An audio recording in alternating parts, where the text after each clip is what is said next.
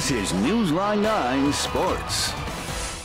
The Green Bay Packers are back from the bye week and getting ready to face Detroit on Sunday. Now, the Lions haven't won here since December 15th, 1991. And just to put into perspective how long ago that actually was, offensive tackle David Bakhtiari tells me what he was doing on that day.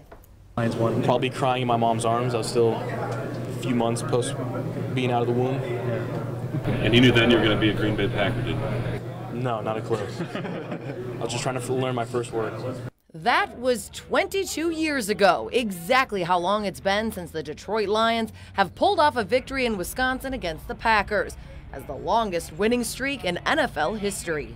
I don't even know it's a streak. I understand how long it's been, but it ain't going to help us Sunday. 3 of the next Packers games are NFC North foes, with Week 8 in Minnesota and Week 9 back at home hosting Chicago. And the team tells me that a divisional matchup means all the more pressure. Regardless of what the win streak is, this is a division game, and to get to the playoffs, you definitely have to win your division game. So, we know how, what the implications are in this game, and we just have to get it done.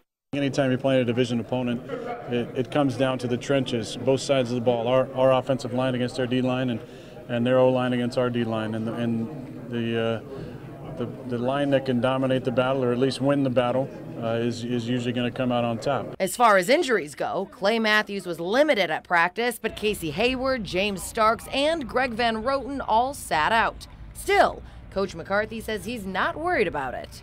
Why are we even talking about that? We're going to stay healthy. Everybody's going to play the whole game. We're going to line up with 46 and walk off with 46. How's that for your answer? I will write that. Okay, so maybe a little bit of sarcasm there. Well, the Packers-Lions game kicks off on Sunday at noon. Division I regional golf action in Stevens Point today. Marshfield Jr. Molly Field finished second in the Clover Valley, but she had a very shaky front nine this morning. Here she is on the par 3 8th, a long birdie opportunity, and this just rims out. She'd par the hole. Field finished 4th individually. Spash's Kelly Krayacki with a very nice tee shot here at number 8. The senior sticks it on the front of the green, and she'd miss the birdie putt, but would par the hole. Krayacki finished in a tie for 18th with teammate Abby Termott.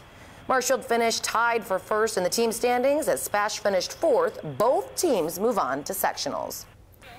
The top 2 girls tennis players in the Valley meeting for the conference title today. Spash's Emily Luschwager and DC Everest Jr. Gabby Kitchell. Neither player giving up a game in the tournament heading into the final. Kitchell facing set point in the first. She comes up front and gets the overhead volley, but the 2-time defending champ was frustrated to say the least. Luschwager wins the first, then in the second.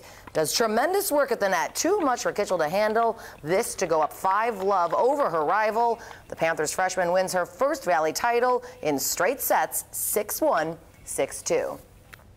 Mitchell Bowles has made our highlight reel week after week as a wide receiver and a defensive back for DC Everest. But almost a year ago, he suffered an injury that almost cost him his life. Just kind of felt a weird feeling in my stomach, and as I was running back, I started coughing up blood. I really don't remember much of it.